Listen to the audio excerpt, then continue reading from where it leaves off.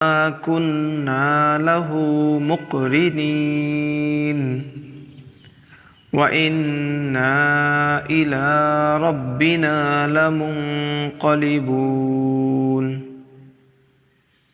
এই দোয়াটি হচ্ছে বাস, রিক্সা ইত্যাদি যানবাহনে চড়ার সময় পাদানিতে পা রেখে বিসমিল্লাহ পুরা বলবে, তারপর বাহনে বসে 3 বার আল্লাহু আকবার বলবে এবং এ দোয়া পড়বে। এ দোয়াটি পড়ে যদি যানবাহনে আমরা আরোহণ করি তাহলে আল্লাহ তাআলা এই দোয়ার মাধ্যমে আমাদেরকে হেফাজত করবেন ইনশাআল্লাহ।